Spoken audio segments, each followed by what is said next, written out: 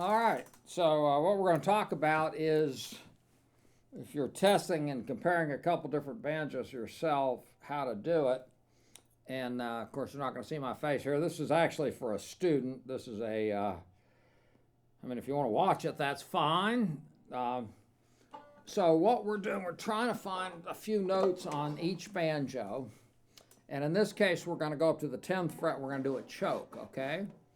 And let me see if I can get my banjo lined up here. Okay, there we go. So the way a choke works is you play the note, and then you move. Okay? I'm going to play that sound, and you listen to it, and then you copy it. So I'll play it, then you play it. So it goes, we're just doing 2 chokes. 3, 4. You. 3, 4. You. 3, 4. Okay, now you can move your right hand. Now you. Okay. Now depending on how hard you play it and where your right hand is on the banjo head will determine the tonality. So what you do is you play the choke, let's say twice on this banjo, then you pick up the other banjo and you play it. Go back to the first banjo, play it. Second banjo, play it. Now there's a lick that's in 5-mount breakdown that goes this way. You do 2 chokes, then you play the first string, 2 chokes, then you play 5 chokes. So it's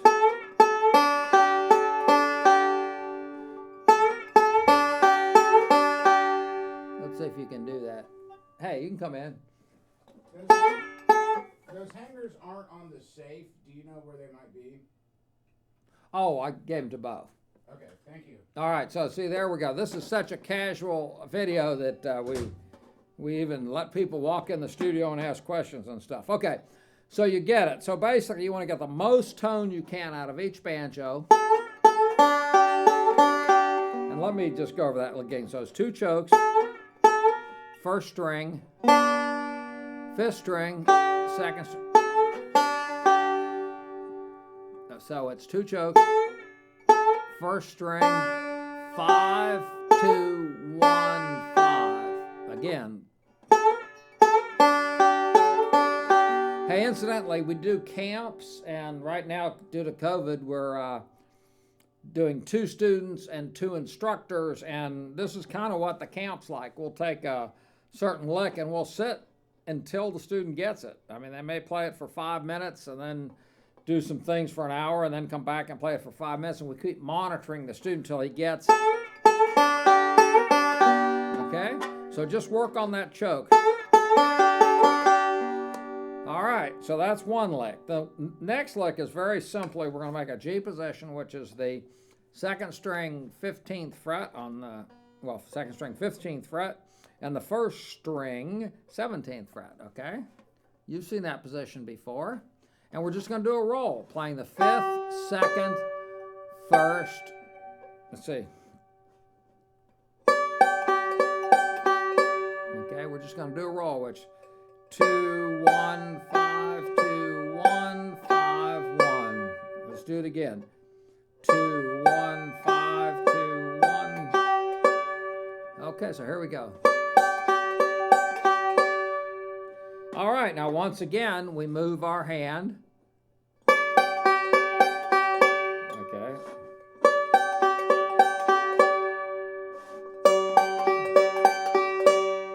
So you get different tones at different places on the neck as far as where your right hand is. Okay, so listen to me. 3, 4. Now you play. Listen. Listen. Now you play. Okay? Now we're talking about pre-wars. This is a Granada that was originally a raised head that now has a Uber tone ring in it. So this would be a pre-war conversion. And one thing that pre-war conversions do is you can play it light, and you can put the heat to it. In other words, if I really dig in on that choke,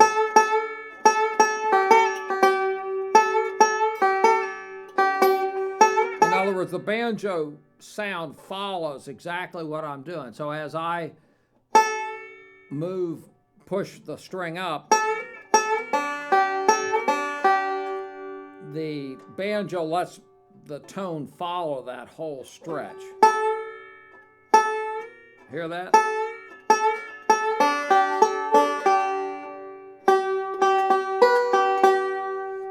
All right, so that's the choke lick, that's this lick, and you can mess around with the Foggy Mountain lick right here, which is this is fun trying to figure out how to do this with no cameraman. Okay, so here we go.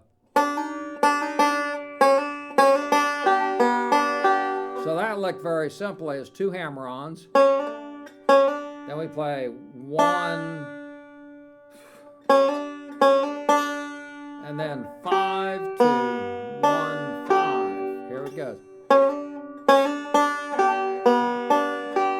So 2, second string, 1, 5, 2, and it's a.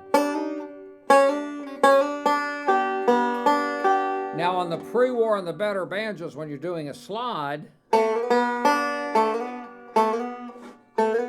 and you can once again just do that, but practice it until you get a really good sound. Play it on banjo 1, then play it on banjo 2.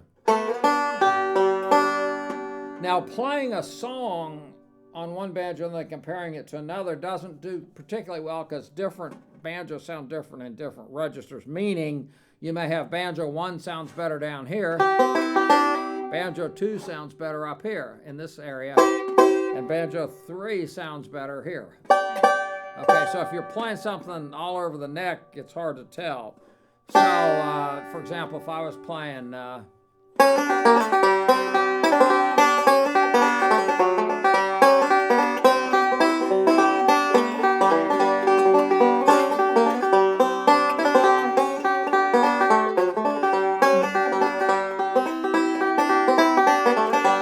sorry about it, but anyway, that could give you some... you can compare that, but you'd be better off doing is just playing 1 lick and listen to the hammer-on, listen to the pull-off, or